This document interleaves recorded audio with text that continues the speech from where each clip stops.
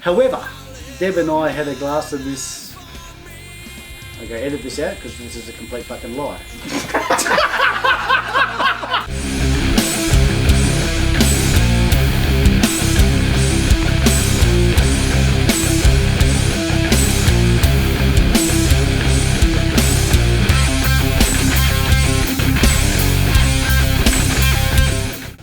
G'day guys, welcome to a new episode of Bogan's Guide to Wine.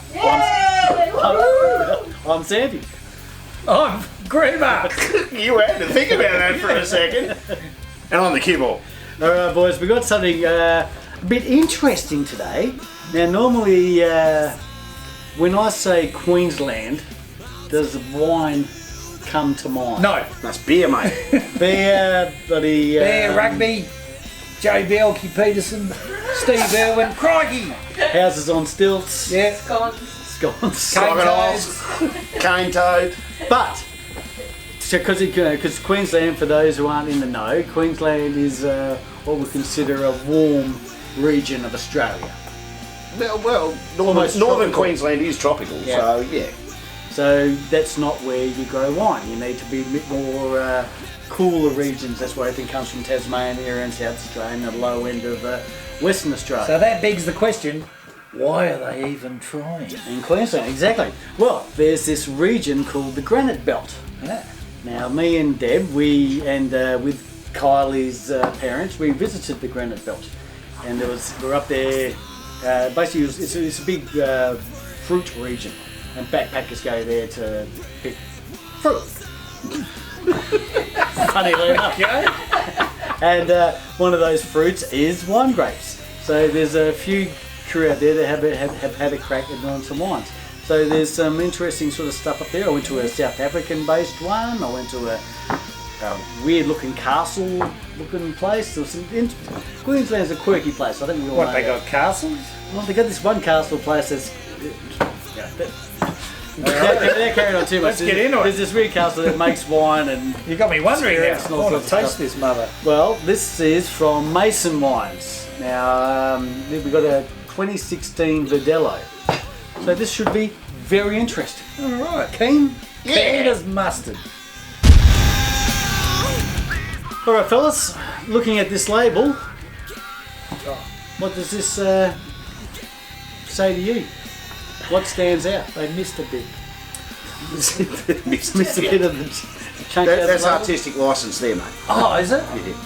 Is that what they call creativity? Perhaps. Well, tell us about the label then. It's outside of the big chunk taken out of it, which is interesting. What are you thinking? I'd expect more from Queensland. You know? So what is it? It's not speaking to you too much? Well, I always go with the old, if I was walking down a line in the bottle-o, would I go, no. No, that's not jumping out at you. No. You're the bottle expert. What are you thinking? For me, it's quite simple, but it's got some nice touches. I like the sort of ribbon striping across the base and that cutout. That sort of makes it a little different from what is the prevailing trend of just very basic white labels. And being a printer, as far as I can see, is that this is one colour. Although, look at the back here. Oh, there is black. There is black in the text and whatnot. But this is an economic way of printing as well, because you've got a low gradient version of that same dark green you've got going here. Like I say, there's a nice baseline. I actually quite like the labelling. Jesus Christ, just stick it in a bloody rugby jumper. Colour.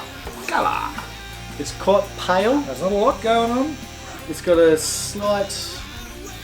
I'm just trying to get away from the table with you for a minute, but Yeah, it's the table. We really should do something about this table, but it looks too cool because you do get that there sort is a bit of little hint but there is a green bit in of there. green in this. That's Yeah. what I thought. Well, maybe that's also why the green's used in the label. Maybe the Verdelho does have a little bit of a hint of green about it, but it's quite pale, nothing too deep.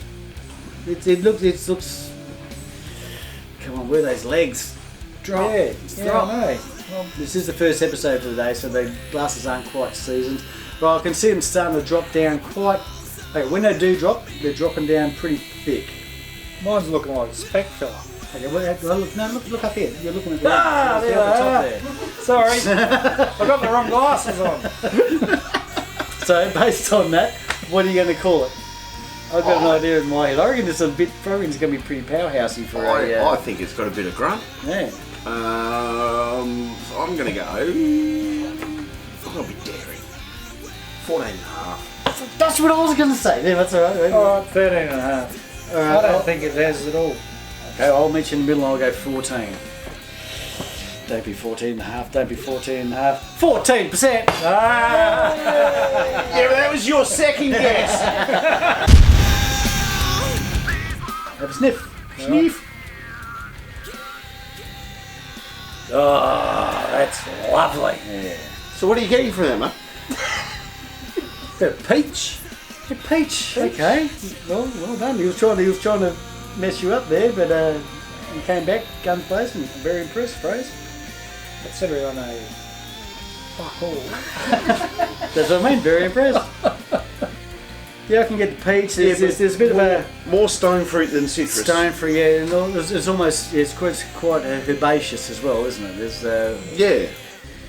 it's got kind of not spicy, but heavy. It's almost got that citrus zing on the nose, but it remains to see if that comes through on the palate a as bit well. limey. Yeah. A bit of lime spritz in there. Well, no, it could still be lingering I'm from the getting that. cocktail. Taste. Right. Way! Chin chin!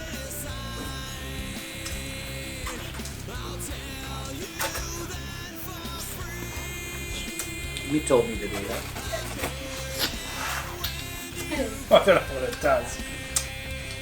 Activates the wine, mate. Makes it all pop. Okay, that was. There's sweetness, but there's a bit of zestiness. There's definitely some lime there still. Know what I'm For me. getting? I'm getting Asian food. Or maybe it's just my brain thinking this would go really well with Asian food. So Again, when's that's it sort arriving? To be continued. Did we pre-order? That's for a food and wine episode that we have not got organised. I'm liking it. Yeah, Go Queensland! seriously. I'm getting. Are you getting any sort of that? There's vibrancy lively. there. It's lively. Lively, It's vibrant. There's a lot of action going. It sort of dissipates a bit. It doesn't linger terribly long. No. But when it does jump out, it's not like a big powerful shardy or anything like that. You know, it's subtle but still bouncy at the same time. There's almost like a mild acidity on the back of the palate when Yeah. you finish. But there's like a sense of creaminess as well. Maybe Yeah, that's what I'm I'm getting. really liking it because, as you In the know, I finish, am yeah. not a white wine drinker. But I'll have a go, and I could see me knocking back a bottle of this on a, windy Geraldton summer's day with a Absolutely. couple of mates It's and some Asian food. I reckon this would kill it with some Asian food, and it's a good daytime. It's a good afternoon Yeah. barbecue sort Late of Sunday arvo. Yeah.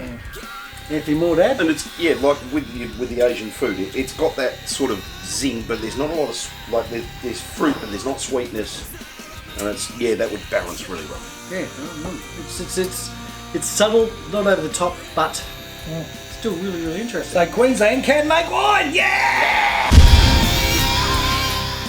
Alright boys, so as we recharge a splash, what do you reckon you would pay for a bottle of Queensland Verdelho from Mason Wines? Well, as you know, I know bugger all about wine. I'm just here because I'm good looking.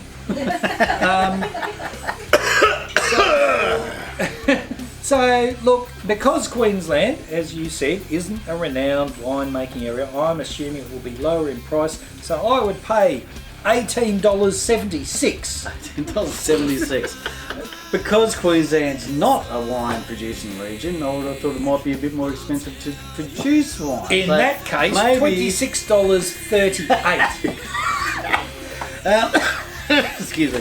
I'm thinking I'd be comfortable paying $25 for a bottle of this.